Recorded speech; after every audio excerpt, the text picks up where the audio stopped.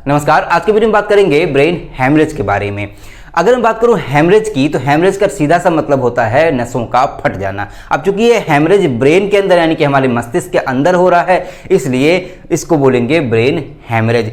Brain haemorrhage में होता क्या है कि ब्रेन के अंदर उपस्थित जो नसें होती हैं वो फट जाती हैं, जिस वजह से ये समस्या आती है। तो आइए हम समझ लेते हैं कि ब्रेन हैमरेज होने की क्या क्या कंडीशंस हो सकती हैं। देखिए यहाँ पे अगर आप देखें तो यहाँ पे मैंने एक ब्रेन बनाने की कोशिश की है, हालांकि उतना एग्जैक्ट नहीं बन पाया है, फिर भी आप समझने की कोशिश कीजिए। ये ऊपर वाला जो हिस्सा आपको ग्रीन, ब्लैक और रेड और ब्लू कलर में दिख रहा है, इसको कुछ देर के लिए आप थोड़ा सा इग्नोर करें।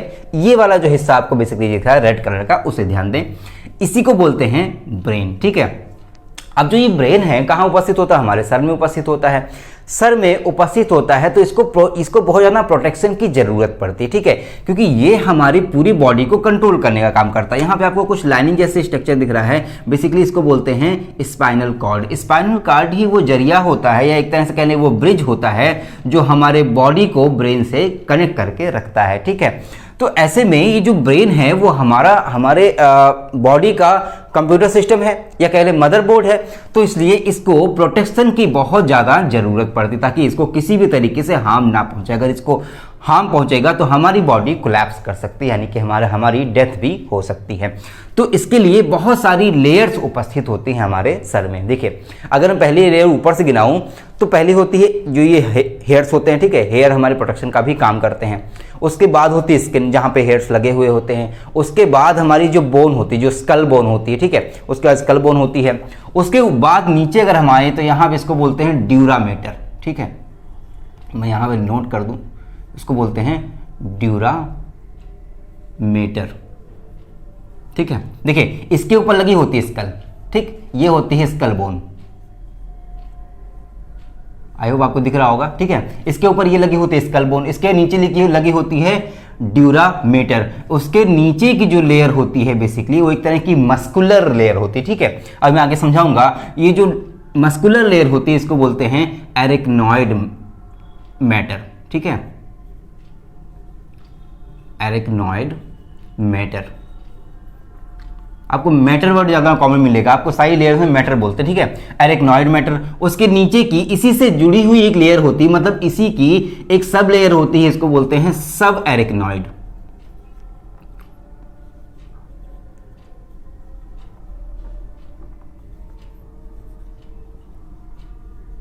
ठीक है, इसको बोलते हैं सब एरिकनॉइड। उसके नीचे एक पतली सी झिल्ली यानी कि एक पन्नी जैसा स्ट्रक्चर होता है। देखिए, हमारी सबसे पहले स्कल होती है, यानी कि हमारी जो स्किन होती है उसके नीचे यहाँ पे स्किन होती है, इसके नीचे स्कल बोन होती है।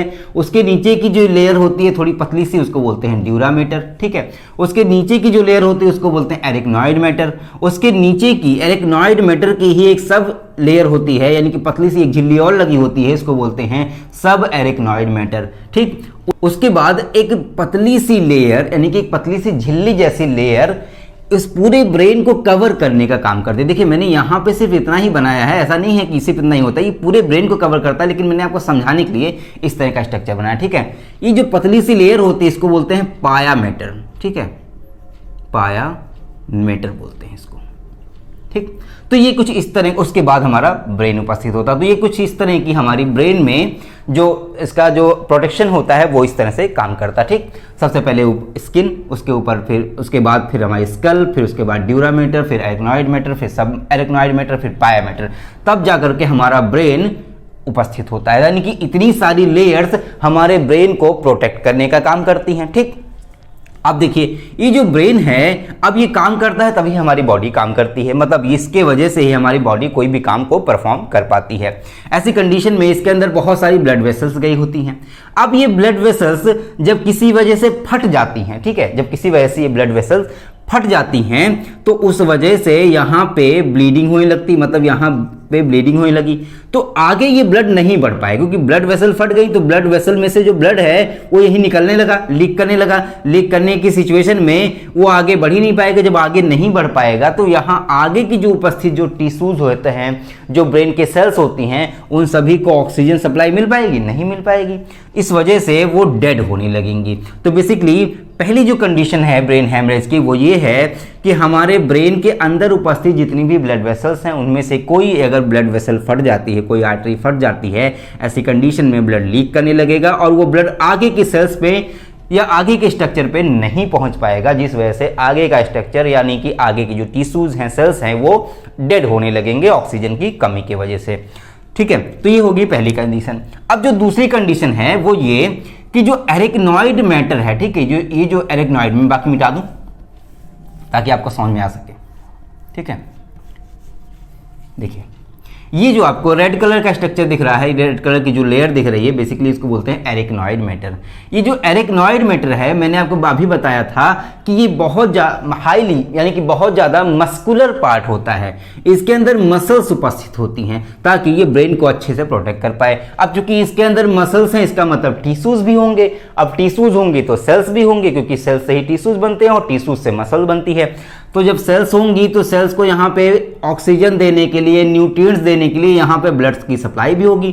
तो ऐसे में यहाँ पे बहुत ज़्यादा ब्लड वेसल्स लगी हुई होती हैं जो इसको ब्लड सप्लाई देने का काम करती हैं। ठीक है, तो ये जो एरिकनॉइड मैटर होता है, इसके अंदर अगर ब्लड वेसल फट जाती हैं तो ऐसी कंडीशन में भी ब्रेन हैमरेज होने की चांसेस बढ़ जाती है। ठीक है, ऐसे में हमारे ब्रेन के ऊपर की जो लेयर है एरिकनॉइड मैटर, इसके अंदर जब ब्लड वेसल फट जाती है तो यहाँ पे ब्लड सप्लाई बंद हो जाती है। या यूं कह ले कि मान लीजिए ये देखिए इस तरह से हमारी ब्लड वेसल में ब्लड फ्लो हो रहा है, यहाँ से मान लीजिए इस जगह से फट गया तो यहाँ से ब्लड ऐसे बाहर निकलने लगा, लीक करने लगा। जब लीक करने लगेगा तो यहाँ पे लीक किया मान लीजिए, ठीक है, यहाँ पे मान लीजिए लीक करने लगा। ऐसी कंडीशन में यहाँ पे प्रेशर बढ़ता जाएगा। क्यों? क्योंकि यहाँ पे स्वेलिंग बढ़ने लगेगी। अब जब यहाँ पे स्वेलिंग बढ़ने लगेगी उस वजह से, क्योंकि ऊपर हड्डी है, ऊपर स्कल बोन है, तो ऊपर तो आगे स्वेलिंग जाएगी नहीं, वो स्वेलिंग नीचे की तरफ जाएगी। बार बार यहाँ पे ब्लड सप्लाई मेंटेन हुई जा रही है और यहाँ पे लीकेज हो गई है। ठीक है, ब्लड वेसल फट गई है जिस वजह से लीकेज हो गई है, तो सारा ब्लड बाहर निकल रहा है। इसी मसल के, दोनों मसल के लेयर के बीच में ब्लड इकट्ठा होता जा रहा है। ऐसे में यहाँ पे स्वेलअप हो जाएगा, यानी कि यहाँ पे फूलने लगेगी। ठीक है, मसल के बीच में गैपिंग ऐसे बढ़ने लगे, फूलने लगेगा, तो ऊपर तो जा नहीं पाएगा, तो वो जो स्वेलिंग है उसका असर नीचे की तरफ आएगा, यानी कि हमारे ब्रेन पे आएगा। अब जब हमारे ब्रेन पे आएगा तो ऐसे में हमारे ब्रेन पे एक प्रेशर पड़ेगा।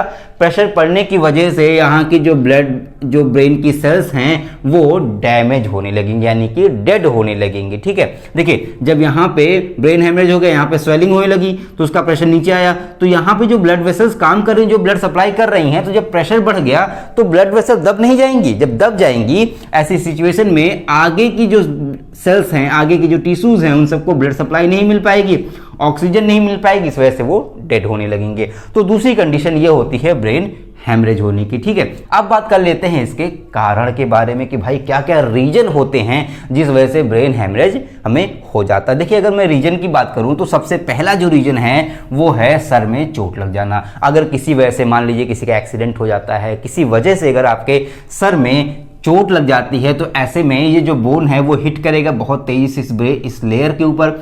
अगर वो बहुत ज़्यादा तेज चोट लगी है, हालांकि थोड़ी मोटी चोट तो बर्दाश्त कर सकता है, लेकिन जैसे कुछ लोग हेलमेट के बगैर गाड़ी चलाते हैं, ऐसी कंडीशन में ब्रेन हैमरेज की चांसेस ज़्यादा बढ़ जाती हैं। क्यों? क्योंकि आप बहुत स्पीड में, मान लीजिए 60, 70, 80 की स्पीड से आप जा रहे हैं बाइक से और किसी ट्रक से लड़ गए। ऐसी कंडीशन में जो हड्डी है ये टूट जाएगी। अब ये टूटेगी तो जैसे ही टूटेगी आगे प्रेशर अप्लाई होगा। ठीक है, प्रेशर जो है आगे बढ़ जाएगा तो यहाँ की लेयर बढ़ेगा। तो क्योंकि प्रेशर बहुत ज़्यादा है इस वजह से यहाँ पे या तो ब्लड वेसल ऊपर की एरिकनॉइड मैटर की फट जाएंगी, या तो अगर ब्रेन में चोट लगी तो ब्रेन के अंदर जो ब्लड वेसल्स हैं वो फट जाएंगी। तो ऐसी कंडीशन में ब्रेन हैमरेज होने की चांसेस बढ़ जाती हैं। दूसरी जो रीजन आता है या दूसरा जो कॉज आता है वो आता है blood pressure, high blood pressure. जब हमारी बॉडी में हाई ब्लड प्रेशर हो जाएगा, ऐसी सिचुएशन में यहाँ पे ब्लड सप्लाई बहुत तेजी से होने लगेगी हमारे ब्रेन की तरफ, हमारे एरिकनॉइड मसल्स में। ठीक है, एरिकनॉइड मैटर के अंदर। ऐसी सिचुएशन में जो ब्लड वेसल्स हैं, जो कि यहाँ पे जो ब्लड वेसल्स होती हैं वो बहुत पतली होती हैं। ठीक है, ज़्यादा मोटी नहीं होती हैं। ऐसा नहीं होता बहुत मोटी सी हैं, कितना ब्लड बहाया जाओ, तो जब ब्लड प्रेशर बढ़ जाएगा तो ऐसी सिचुएशन में चूंकि ये ब्लड वेसल्स पतली हैं तो यहाँ पे ब्लड प्रेशर बढ़ जाएगा। ठीक, अब ये जब आगे बढ़ेगा तो इसके अंदर और भी ज़्यादा पतली ब्लड वेसल्स होती हैं। आपको पता है कि हर सेल को कनेक्ट करना है, हर सेल को कनेक्ट करने के लिए ब्लड वेसल और पतली पतली होती चली जाती हैं। तो जब बहुत पतली ब्लड वेसल रहेंगी, आगे से प्रेशर बहुत ज़्यादा आ रहा है तो इस वजह से भी ब्लड वेसल्स फट सकती हैं। एक कंडीशन तो ये बन सकती है, या आपको कोई ब्लीडिंग डिसऑर्डर हो जाए, कोई ऐसी बीमारी हो जाए जिसमें आपका खून बहने लगे, आपकी ब्लड वेसल्स ठीक ढंग से काम ना कर पाएं। दूसरी कंडीशन ये आती है कि आपके जो ब्लड वेसल हैं वो किसी वजह से कमज़ोर हो जाएं, या उनके अंदर किसी तरह के हार्ड मैटर का जमाव बढ़ जाए, जैसे कोलेस्ट्रॉल वगैरह जो होता है वो हमारे, जैसे भाई कोलेस्ट्रॉल आपको पता है कि हमारे हार्ट अटैक में बहुत ज़्यादा रोल प्ले करता है, बहुत बड़ा रोल प्ले करता है। ठीक है, तो ऐसे ही जो कोलेस्ट्रॉल का लेवल या किसी तरह का क्रिस्टलाइजेशन हमारी जो ब्लड वेसल है उनके अंदर होने लगेगा, तो ऐसे में जो ब्लड वेसल होंगे उनके अंदर की जो लेयर होती है, ठीक है, मान लीजिए ये ब्लड वेसल है तो इसके अंदर कोई चीज़ अगर मान लीजिए आके जम गया तो ऐसी सिचुएशन में ये पतली हो जाएंगी, तो यहाँ पे टूटने की यानी रप्चर होने की कंडीशन या फिर सिचुएशन बढ़ जाती है। तो ऐसी सिचुएशन में भी ब्लड वेसल फट सकती हैं और हमें ब्रेन हेमरेज की समस्या आ सकती है। अब बात आती है कि इसके सिम्टम्स क्या क्या आते हैं। देखिए, अगर किसी को ब्रेन हेमरेज की सिचुएशन बन रही है, मान लीजिए हाई बीपी कुछ देर रहा, या फिर उसको ब्लीडिंग डिसऑर्डर है, या फिर उसके जो ब्लड वेसल हैं वो ठीक ढंग से काम नहीं कर रहे हैं, ब्लड वेसल में कोई समस्या आ गई, ब्लड वेसल्स कमज़ोर हो गए, ऐसी सिचुएशन में ब्रेन हेमरेज की चांसेज अगर बन रही है तो पहली जो कंडीशन आती है वो आती है उल्टी होने की, मतलब उसको उल्टी जैसा फील होगा या उल्टी आएगी, उसके सर में बहुत तेज़ी से दर्द होगा, उसको सांस लेने में तकलीफ होगी, उसको बैलेंस, अपनी बॉडी को बैलेंस, भाई हमारा जो ब्रेन है वो हमारी बॉडी को बैलेंस करने का काम तो करता है ना, हमारी बॉडी को रेगुलेट करने का काम करता है, इंस्ट्रक्शन देता है, तभी हम कोई काम कर पाते हैं। तो जब ब्रेन ही काम नहीं कर रहा है, यहाँ के जब टिश्यूज डेड होते जा रहे हैं, यहाँ की जो सेल्स हैं डेड होती जा रही हैं, तो ऐसे में ब्रेन काम करना बंद कर देगा, बहुत अच्छे से काम नहीं कर पाएगा। ऐसी सिचुएशन में हमारी बॉडी को ठीक ढंग से बैलेंस भी नहीं कर पाएगा, हमारे हाथ पैर में एक बहुत कमजोरी सी फील होने लगती है, हम बोलने में दिक्कत होती है, या फिर कोई चीज़ समझने में अंडरस्टैंडिंग की प्रॉब्लम होने लगती है, लिखने पढ़ने में, जो लिखने पढ़ने वाले लोग हैं लिखने पढ़ने में भी समस्या होने लगती है। ऐसे बहुत सारे सिम्टम्स आपको दिखाई देते हैं। कहने का मतलब ये है कि हमारी बॉडी बैलेंस नहीं रह पाती है, ना हम कोई काम कर पाते हैं, हमारा चलने फिरने में दिक्कत होती है, हमको बहुत ज़्यादा वीकनेस थी, हमारे हाथों पैरों में बहुत ज़्यादा अजीब सा वीकनेस जैसे फील होगी, बॉडी जैसे लगेगा ना कि बॉडी हमारे कंट्रोल में नहीं है, ऐसी सिचुएशन आ जाएगी, हमको चक्कर आने लगेंगे। और आगे चल करके कुछ समय बाद अगर ये ब्रेन हेमरेज थोड़ा देर बढ़ गया, ठीक है, अगर देखिए किसी जो चोट की वजह से, मान लीजिए आपके सर पे कोई गहरी चोट लगी है, ऐसी सिचुएशन में अगर ब्रेन हेमरेज होता है तो ऐसे में बचने की चांसेस बहुत कम हो जाती हैं। ठीक, लेकिन अगर ऐसे ही ब्लड प्रेशर की वजह से आपको ब्रेन हेमरेज हो जाता है, या ऐसी सिचुएशन की वजह से ब्रेन हेमरेज होता है जहाँ पे ब्लड वेसल थोड़ी सी ही फटती हैं, हल्की हल्की लीकेज होती है, तो ऐसी सिचुएशन में ये सारे सिम्टम्स आपको दिखाई देते हैं। तो ये तो बात हो गई सिम्टम के बारे में। अब बात कर लेते हैं इसके ट्रीटमेंट के तौर पे हम क्या कर सकते हैं। कि हम अपने ट्रीटमेंट के तौर पे वैसे तो कुछ नहीं कर सकते, हमको डॉक्टर के पास ही जाना पड़ेगा। अगर हमें ऐसे कोई सिम्टम्स आ रहे हैं, मतलब चक्कर आना, उल्टी आना, बैलेंस का खराब होना, बोलने में दिक्कत होना, समझने में दिक्कत होना, है ना, और आगे चल के बेहोश, मान लीजिए कोई पेशेंट बेहोश हो जा रहा है ना, उसकी इसका मतलब ये हुआ कि उसका जो ब्रेन है, उसके ब्रेन में ब्रेन हेमरेज की समस्या थोड़ी ज़्यादा बढ़ रही है, तो वो बेहोश हो जाएगा। ऐसी कंडीशन में उसे आप जब डॉक्टर के पास ले जाएंगे तो डॉक्टर पहले समझने की कोशिश करेगा कि भाई इसको ब्रेन हेमरेज किस तरह का है, एरिकनॉइड मैटर में ब्रेन हेमरेज हुआ है, किसके ब्रेन के अंदर जो ब्लड वेसल्स हैं वो डैमेज हो गई हैं, उस वजह से ब्रेन हेमरेज हो रहा है। तो उसके लिए वो सीटी स्कैन कर सकता है, या तो एमआरआई कर सकता है। एमआरआई करने के बाद या सीटी स्कैन करने के बाद वो चेक करेगा कि क्या समस्या है और किस जगह पे ये दिक्कत हो रही है। अगर मान लीजिए एरिकनॉइड मैटर में जो है ऐसी सिचुएशन आई, हेमरेज की सिचुएशन आई है, तो ऐसे में यहाँ पे ऑपरेशन करके, यानी कि इसके स्कल को हटा करके यहाँ पे जो ब्लड क्लॉट हो गया है या जो ब्लड इकट्ठा हो गया उसको निकालने की कोशिश करेंगे।